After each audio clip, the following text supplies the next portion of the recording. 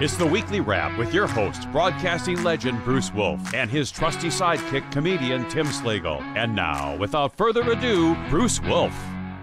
Thank you so much, Bruce Wolf, Tim Slagle, live on WJOB 1230 AM, 104.7 FM, stream WJOB1230.com. Now it's time for my favorite part of the show, wherein I guess what's in Tim's background looks like people are driving. Right. Right. I was gonna, because you're live in the studio. Live in the studio, yeah. So that's what the background is today. Isn't that great? Because I was going to suggest, so you don't actually have a graphic behind you for today, right? Because well, I don't know how. yeah, neither do I.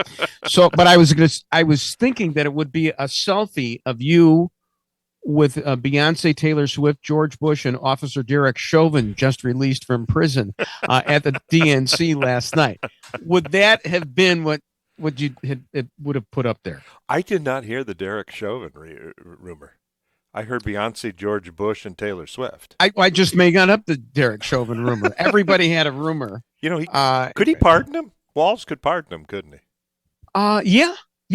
Absolutely. Not politically, and of course. I'll tell you, if we were really looking for, and as Kamala said last night, she wants to be, I want to be president of all the people. If she really wanted to do that, how about a pardon for Derek Chauvin, or just reduce it to, manslaughter, like 5-6 years. I mean, that guy was sent up for 22 years. Did or not take realize a month off for every time the knife plunged. I would just, things, it's difficult to tell. You saw a video. I mean, he was on on George Floyd's chest for 9 minutes there. But did you see what happened last night with Walz's kid, Gus Walz, who has autism? And Ann Coulter had to delete a tweet because there were people making fun of, like the night before. Sure. Of the kid and how he was so proud of his dad, and they didn't realize he had autism. And so they were pilloried for that. But then last night, when they were all doing their celebratory bow at the end, you see video of Walz yanking the kid's hand. And I mean, an uncharitable interpretation would be, hey, you're mistreating your own kid with autism. Now, I'm not going to say that.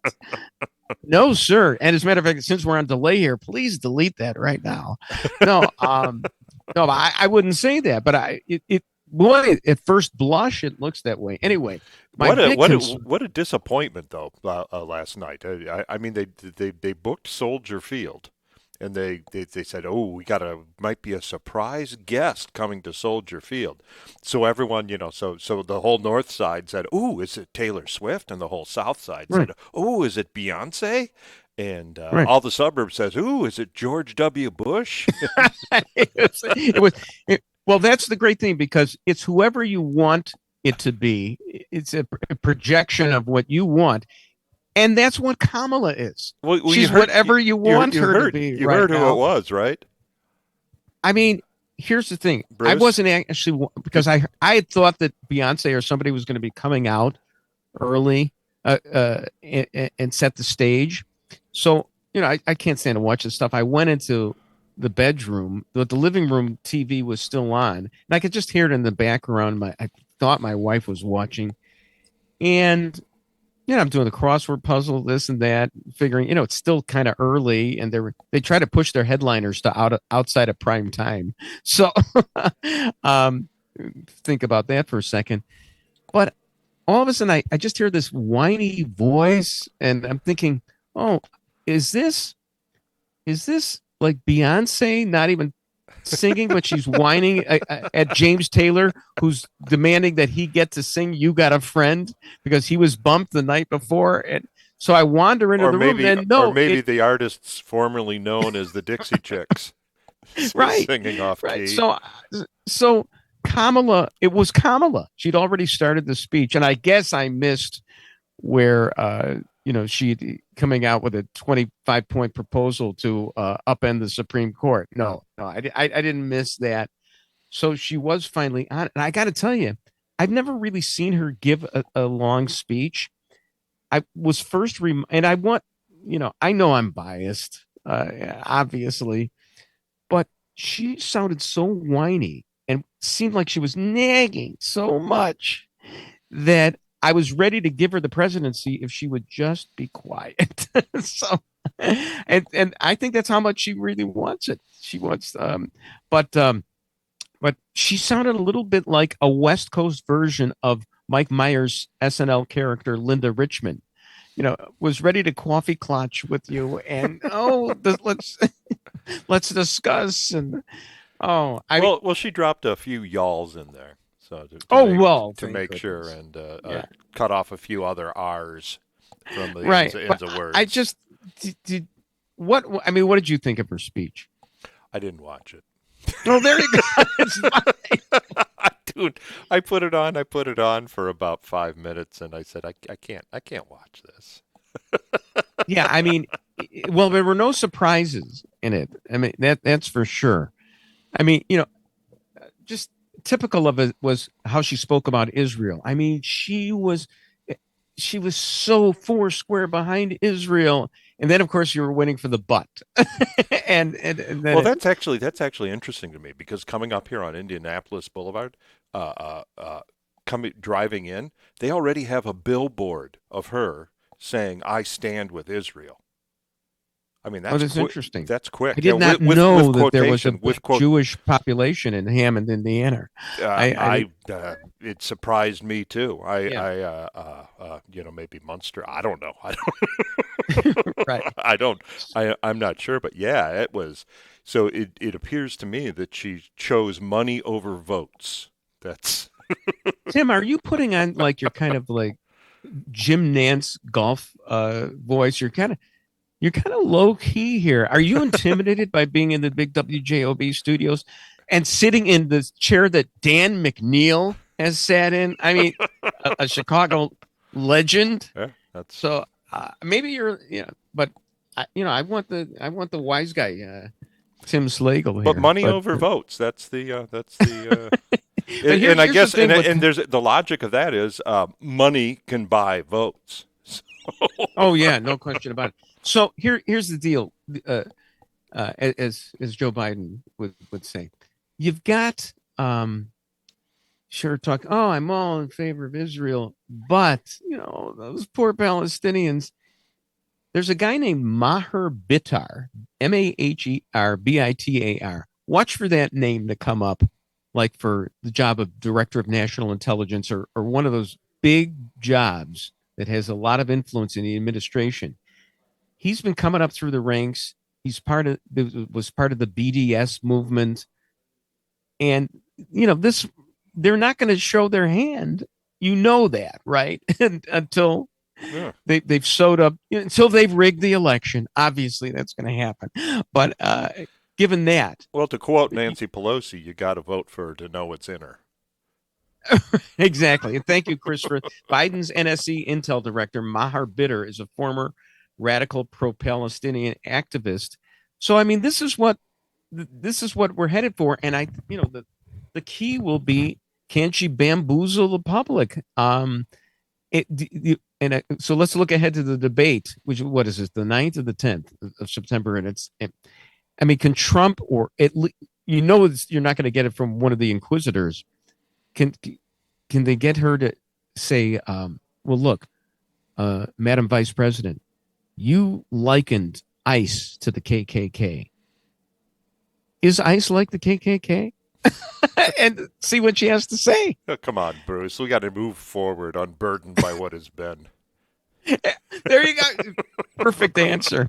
I can see and they say they've got. I'm writing for her. That's. Well, that she rehearsed for a dinner with, like, I think it was the publisher of the Atlantic or whatever, and it was going to be a friendly dinner, and they actually rehearsed for the dinner, and that's how unsure she is. How many times do you think Walz had to say, "I found the Doritos" before they? No, I just before they actually played that one out. Right. All right. So, did you see the roll? I don't know how much of the convention did you watch. I didn't watch this part, but I heard about the roll call. They put music to the roll call for. Did you see that at all I did. during the week? Well, it's kind of like one of those movies. If you know how it ends, you don't want to. Right. You don't need to What? see the. You don't need to watch the movie. It's What? I never mean, saw Soylent Green because I knew how it ended. Look, I'd watch the roll call if there was even a race. I don't think there's been one in my lifetime. I mean, that you might as well have the names of the Oscar winners scrolling on the bottom of the screen before the envelopes are open on stage. I mean, that's how anticlimactic that whole thing is. No, that's just fun. What that kind of reminds me of the roll call is when they first put video cameras in Sears, video camcorders showed up in Sears, and people would all walk by and get in front of the camcorder and wave because it was the first time they saw themselves on TV. Exactly. That's pretty much that roll call. You got these people and they had this music. I mean, it sounded like a bar mitzvah to me. I was waiting for us to be called on to do the electric slide and that there'd be a chocolate fountain at the sweet table. But and then Chris made a note of this. Because I didn't watch that much of it. They apparently used the Alan Parsons Project music, which we pilloried last week because that show about the Bears, Hard Knocks, thought it would be clever by using that. Now I get it; it's the United Center, Michael Jordan, but still, I mean, it's such a darn cliche. Well, anyway, you want cliches? It keeps Alan Parsons from waiting tables. So you want cliches? We got them for you. 3 more segments here. Bruce Wolf, Tim Slagle. We are live with a weekly wrap on WJOB 1230 AM 1047 FM, streaming at WJOB1230.com.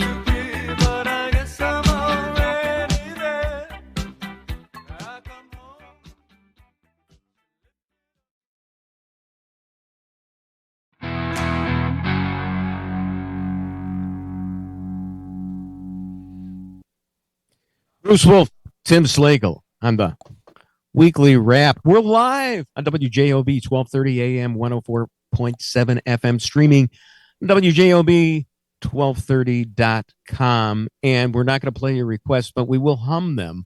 Somebody actually, Tim, did actually ask me to hum a request. Wow. Cashmere by Led Zeppelin. So are you ready for da da da no no no da da da da da dun dun dun dun dun dun dun dun dun dun. Wow. So, you know, you can go on Google. Yeah.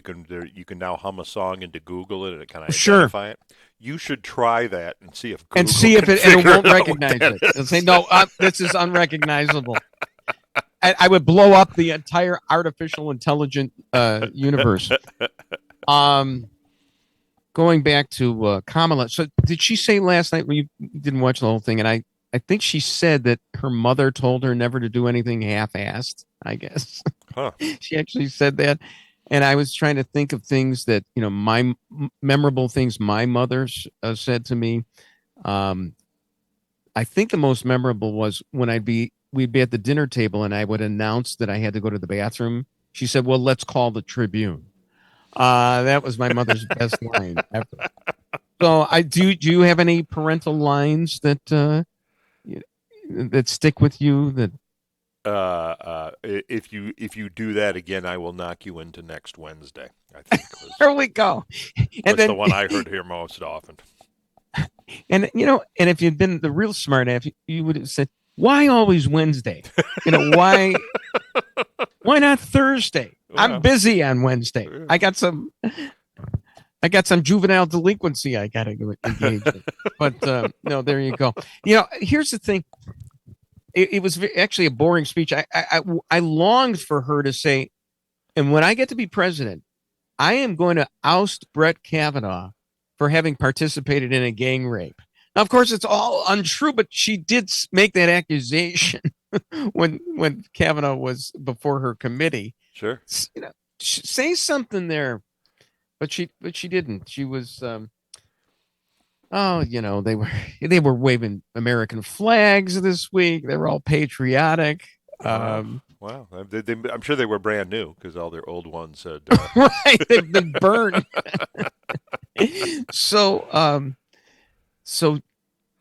that at least they didn't hand out flags with 52 stars because that would have been inciting something. I think DC would be in Puerto Rico. Yep, they want 52.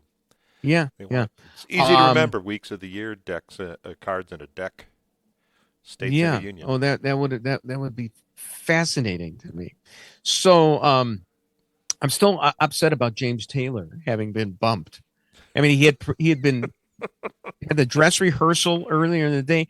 He's an old guy. He's older than we are, I think. And he makes the trip to the United Center, does the air check, sound check, and then they bump him. And we have come a long way from making sure that Ed Sullivan got the Conrad Birdie number in Bye Bye Birdie, if you recall. And you know how they did it in Bye Bye Birdie? I do not. They gave the Russian Moscow Orchestra was on before. They gave the conductor of the Moscow Orchestra speed. I mean, this is a 1962. They gave him speed, and that sped up the whole Moscow Orchestra so that Birdie was able to do the number. And it was then, like now, more things changed, the more they stay the same. The commies getting in the way because it was all the commie speeches before James Taylor. When I think of James Taylor, I think of the movie Funny People, where Adam Sandler and another comic are waiting to go on stage. And the first comic and nobody goes, I can't follow James Taylor. And Adam Sandler goes, yeah, neither can I. That's why I hired you.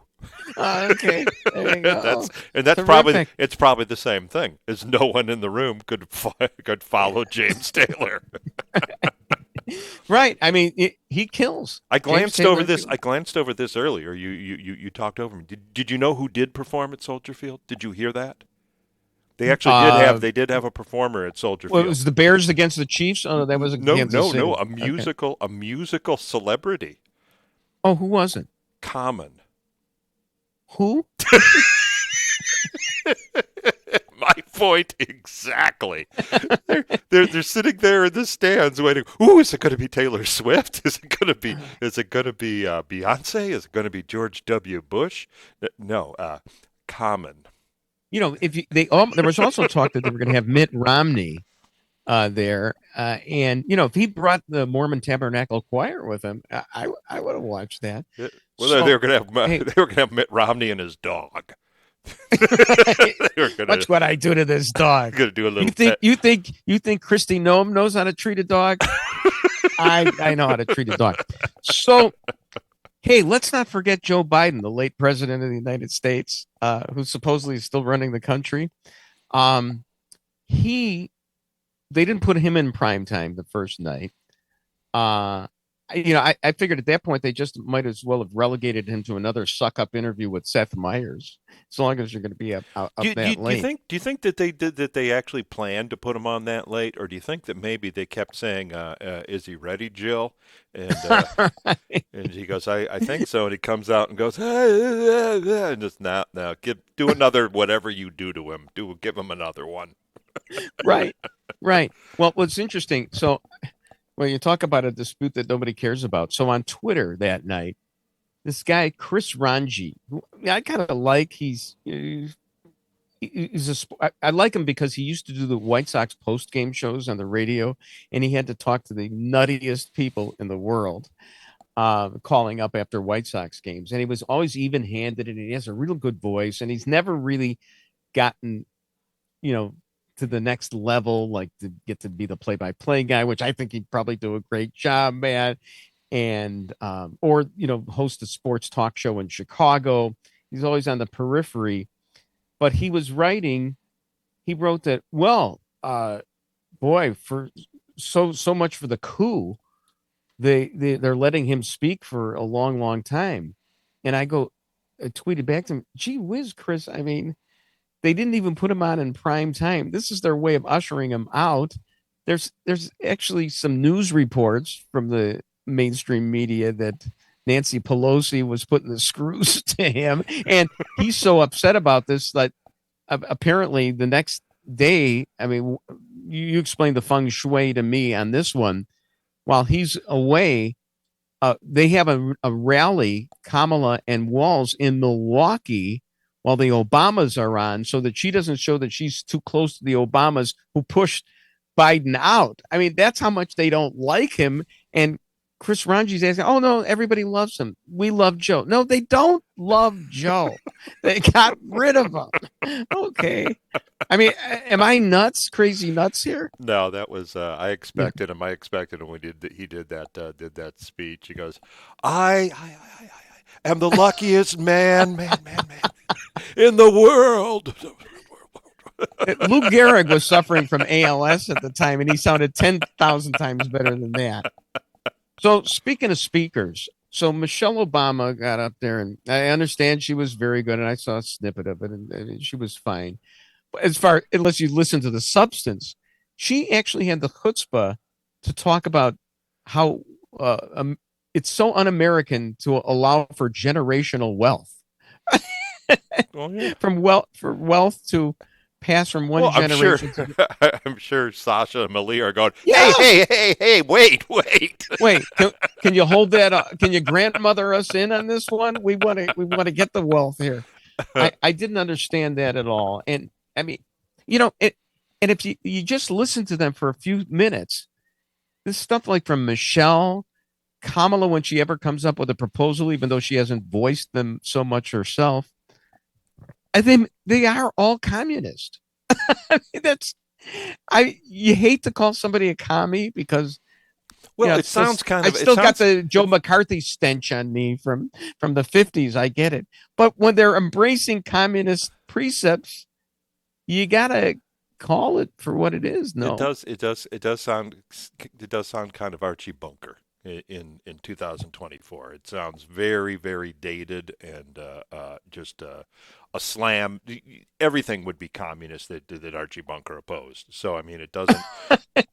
But you're right. Okay. It's they have the word now has a comical aspect to it. Right. It's Right. and you say Maoist and no one knows what that means. Right. Well, look, there's something about speeches. I'm never that wowed by speeches.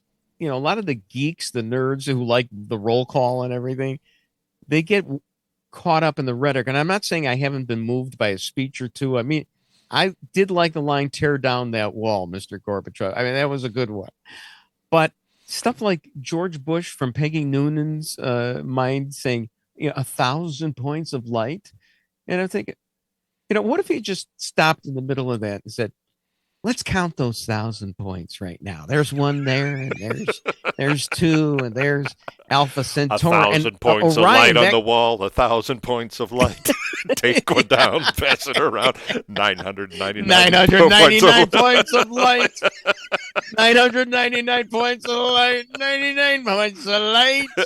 If one of those lights should happen to go out. And you know what the problem is those stars have actually gone out. We're just seeing the light from them, a billion years later. Maybe Kamala can explain that to us during the debate.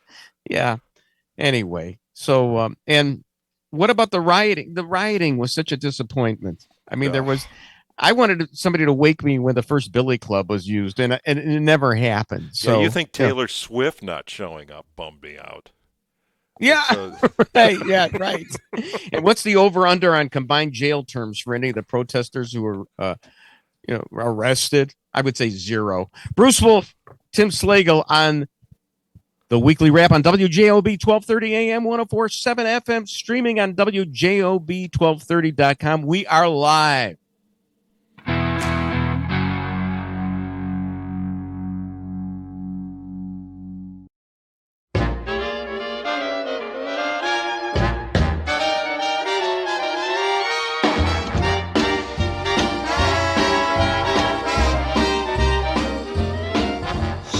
Chicago, Chicago, that toddling town. Chicago, Chicago, I will show you around. I love it, bet your bottom dollar you lose the blues in Chicago, Chicago, the town that Billy Sunday couldn't shut down. On State Street, that great street, I just want to say, they do things they don't do on Broadway. They have the time of their life. I saw a man, he danced with his wife in Chicago, Chicago, my hometown. Chicago, Chicago, that toddling town. Chicago, Chicago, I'll show you around. I love it, bet your bottom dollar you lose the blues in Chicago, Chicago, the town that Billy Sunday could not shut down. On State Street, that great street, I just want to say, they do things that they never do on Broadway. Say they have the time of their life. I saw a man and he danced with his wife in Chicago, Chicago, Chicago, that's my hometown.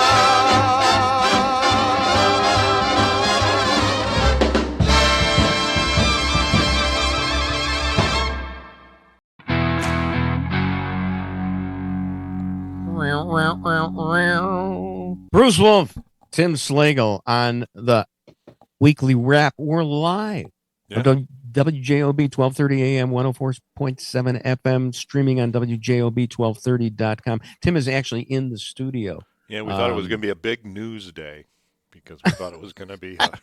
We could have done this. We could have put it in the can. We could have actually predicted what she said. you know, we could have done this one on Monday. Right. So, hey, got to give credit before I forget. Chicago's very own Don Lemon was in town this week. No, I saw that. I think he was the one who started the rumor about George Bush coming yesterday. I mean, he's not the only one who had a rumor going. Here's from Savannah Hernandez. Just ran into Don Lemon and asked him his thoughts on Kamala Harris not being democratically elected. He said as a member of the press, he didn't want to give an opinion. So another assignment you didn't want to take, huh, Bruce? Yeah, exactly. Well, here's the thing. I'm glad you brought that up. You know, that's a sore spot with me. Because Don Lemon, I was wondering, since he was in Chicago, do the police have the jurisdiction? Can they nab him for having turned down not one, but two assignments when he was at Channel 5 in Chicago? And you know why that bugs me, Tim? Why?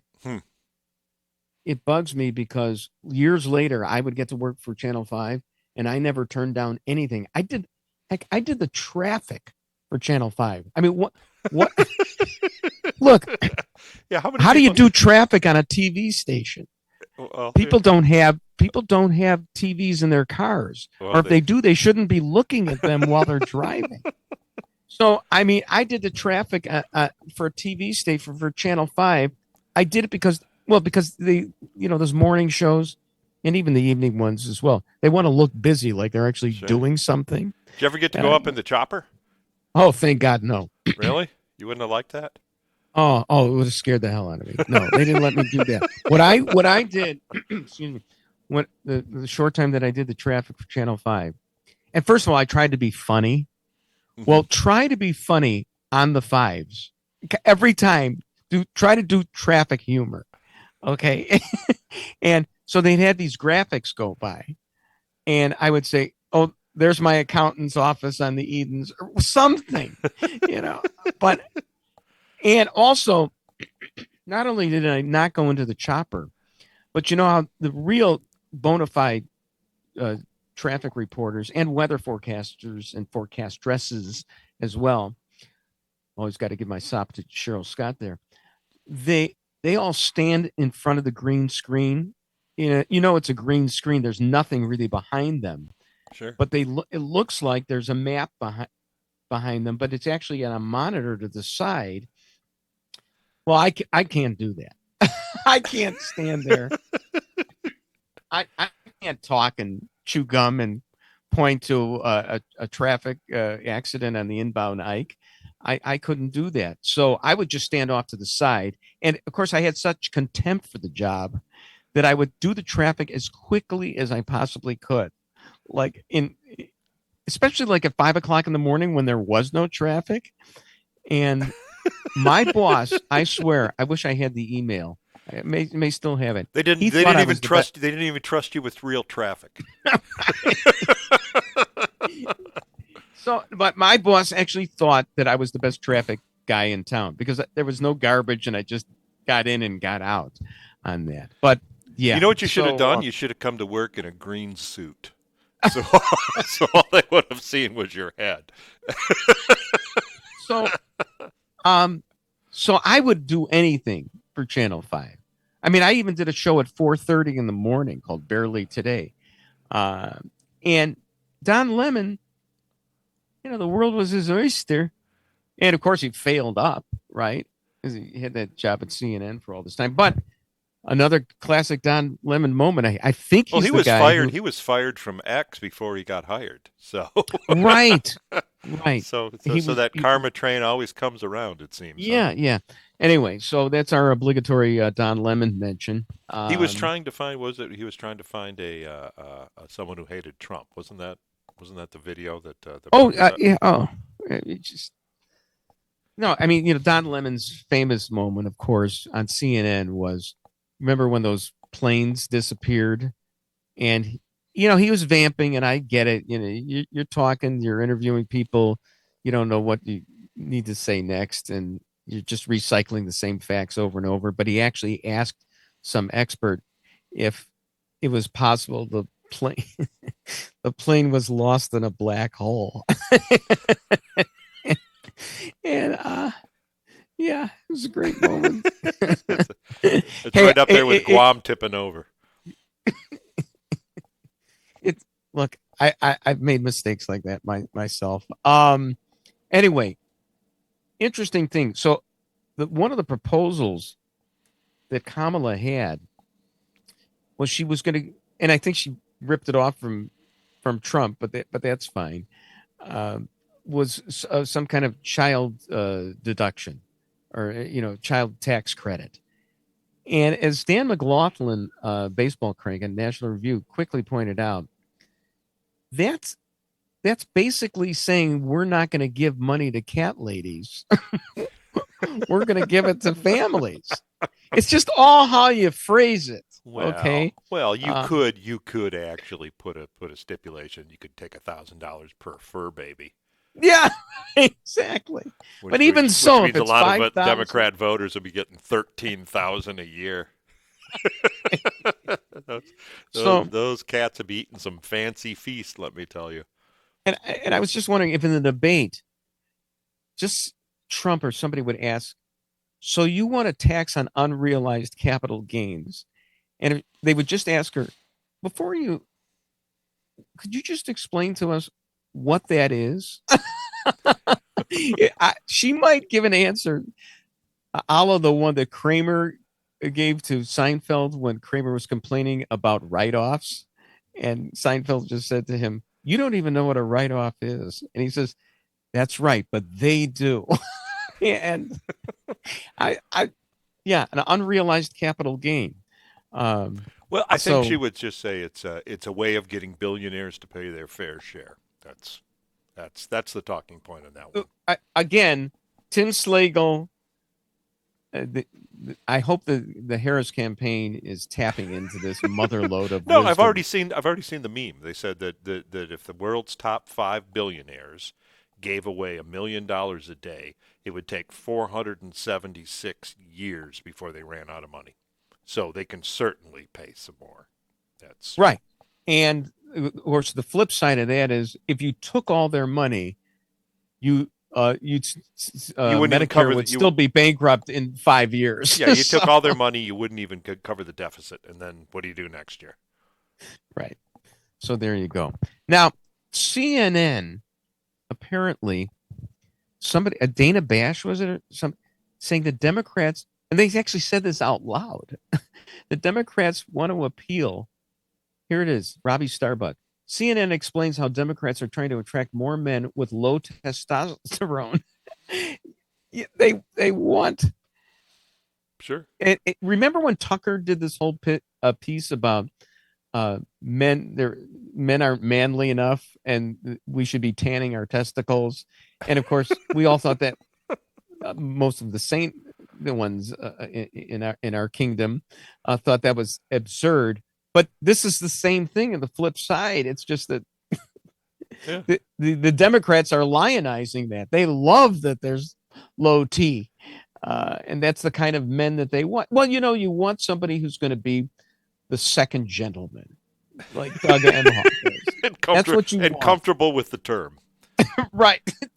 That's okay. It actually makes a lot of sense if you want to do advertising on the internet. You can do that as you can just show your ad to people who have looked at advertisements for testosterone supplements. It's really nice. Hey, I got to tell you, nice target. So sorry, Frank Thomas. So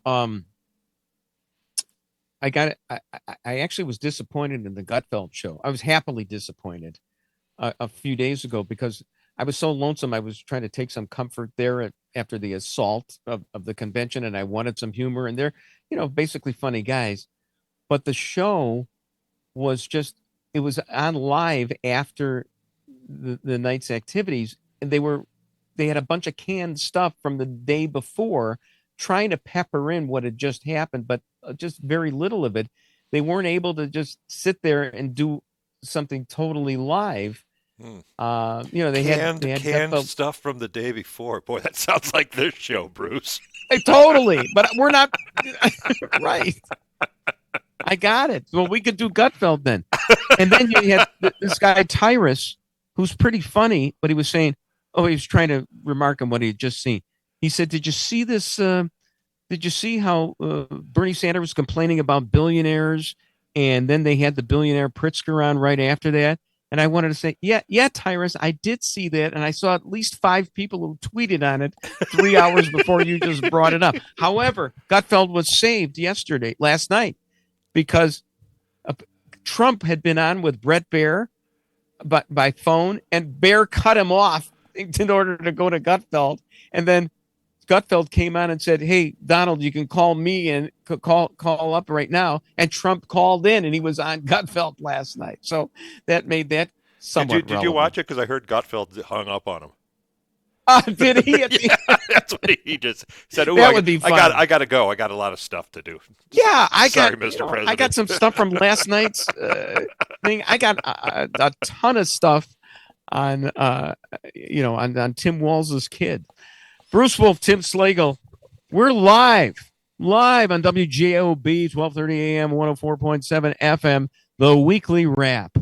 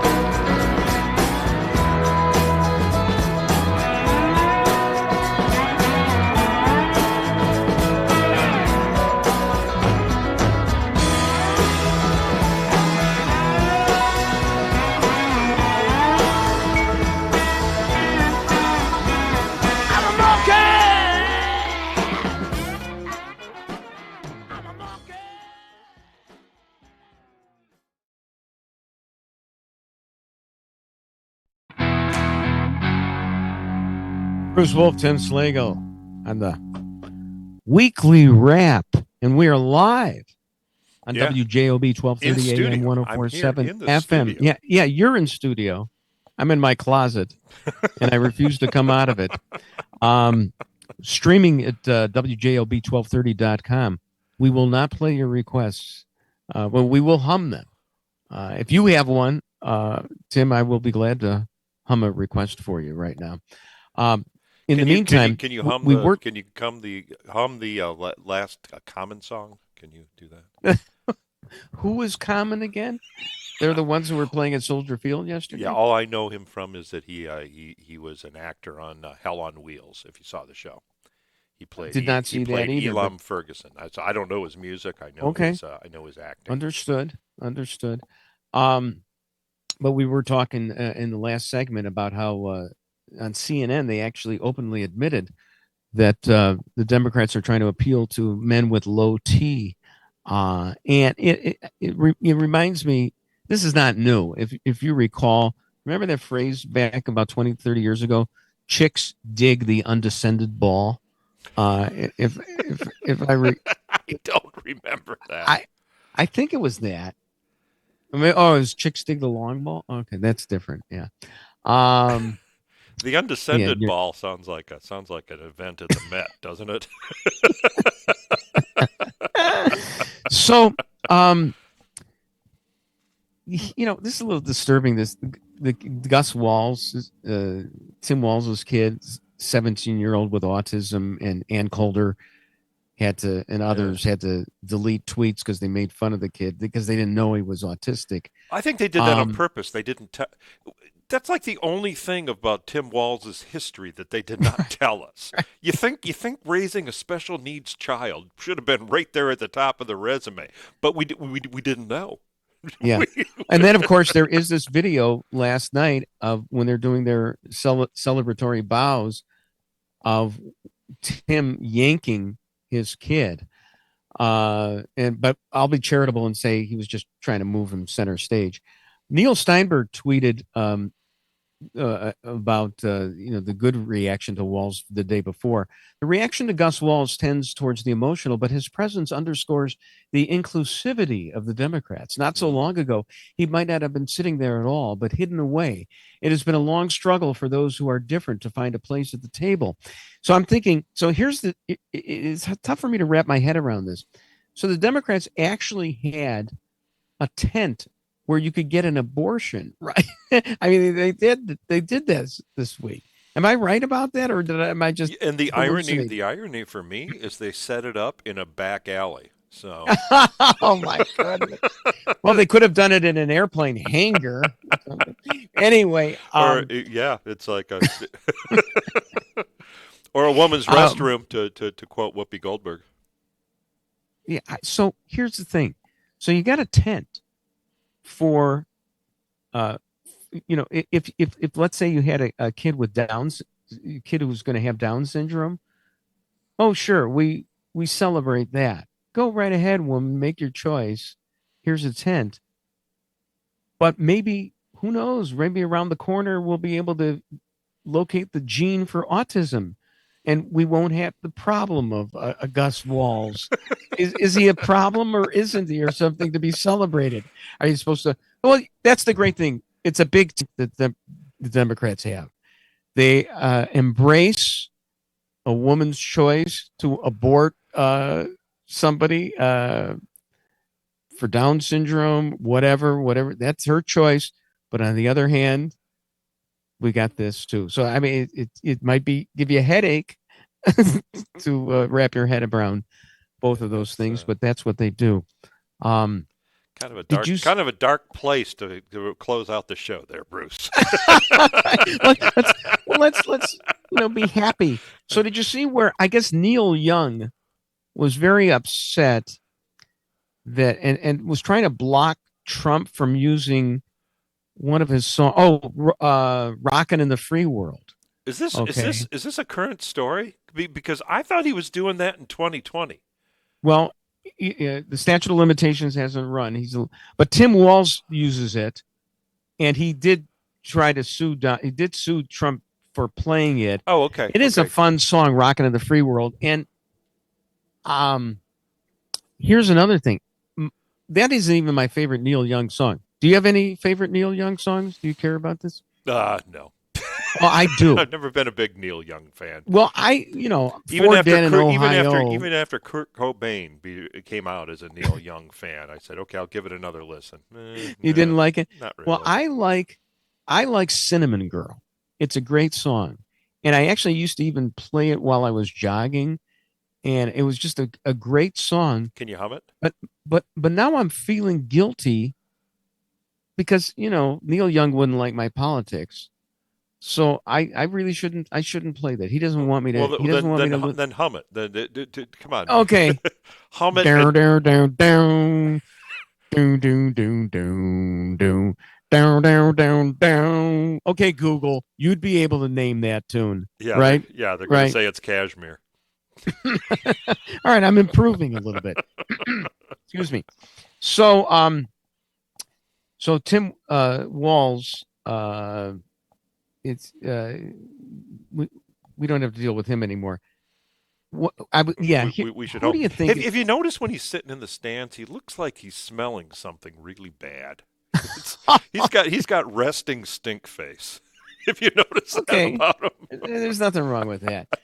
Okay, I wanted to ask. This is important, and we won't take your calls on this either. Who was the worst Jew, Doug Emhoff or Josh Shapiro? This is Bruce's Jews News, by the way. So, and I'm asking this because, you got Emhoff, who basically went back on everything he believes in, and he's an Orthodox Jew. He really practices. I thought he was a Hollywood Jew. No, not Emhoff. I'm talking to Shapiro. Yeah, no, Shapiro, Emhoff is a Hollywood Jew. He puts up a Christmas tree. Okay. Yeah, you're right. Emhoff didn't even know what Hanukkah meant. And they had to delete a tweet on that because he didn't understand what the holiday was. It's honey, you brought out the Kwanzaa. You brought out the Kwanzaa right. candle. Well, we make it for everything. That's how ecumenical we are. You don't have to be Jewish to be Jewish. Here's a Shahil Ben Ephraim. So that automatically sounds like, he's got cred. He's got a hyphenated Jewish name.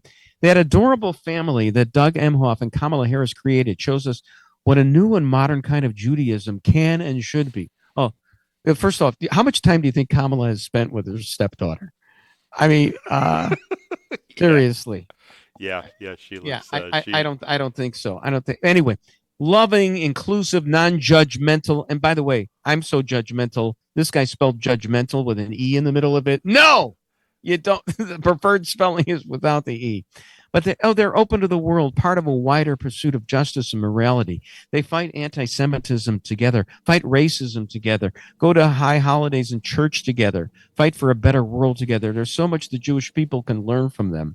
And I love the response to that from my friend Sam Schulman. He said, Jewish values? They got a bastard child somewhere who doesn't know that he or she is a Jew. The nanny's baby. A daughter fundraising for Hamas. A stepmom who hires BDS leaders, like we mentioned before, and Iran regime agents of influence. So temper your enthusiasm, curb your enthusiasm, as we would say. Do you think they celebrate Diwali? Diwali was the brother of the beaver, right? Yeah. Okay. They didn't mention Diwali. That's interesting. It's time for sports. Did you see? Is this just? I believe everything I see on the internet and on Twitter. Is Nicolas Cage? Has he really been picked to play John Madden? Yeah. Frank Caliendo's got to be irked by that. Oh, right. Well, Caliendo actually go online. He's actually imitating 10,000 different people playing John Madden, including Nicolas Cage. But yeah, I actually have a Madden story. You think I don't like Don Lemon? So in 1994, Fox gets the NFL. Fox locally spends all kinds of ridiculous money sending me out to California to interview John Madden in his house. And we had two cameras for it, one over his shoulder and one over mine. That's really expensive for a local station. They flew me out there, and I'm interviewing him. And, he was fine and everything. but he shows me some drawing that he got from some woman, this famous woman in Chicago that I'd know about. And I forgot who it was. And he was like disappointed in me that I didn't know who she was. And I was thinking to myself, listen, you fat ass from Oakland. You think you know Chicago? Did you know that if Lawrence Avenue is 4,800 north and Montrose is 4,400 and Belmont is 3,200 north, and I could give you all those streets and all their numbers. Good old number 8,800 north is Dempster. Okay, that's in Skokie. But you don't know any of that stuff. So stop with your you're the Chicago guy. Yeah. Get back on your Madden cruiser. Yeah, you fat ass. You eat one Gino's pizza, and you think you're. Oh, of course. You think. And here's an Eli's cheesecake in your face. Okay.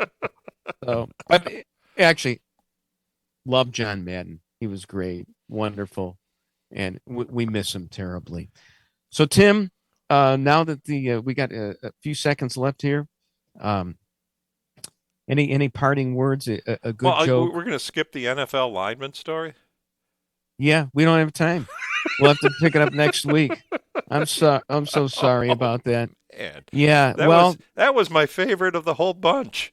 Oh my God. Well, read my tweets online or Tim's. Bruce Wolf, Tim Slagle on the Weekly Wrap. And that's the Weekly Wrap on radio and television. Follow Bruce at Bruce Wolf Shy on Twitter and Tim at timslagle.com. The Weekly Wrap with Bruce Wolf, a CP Pods production.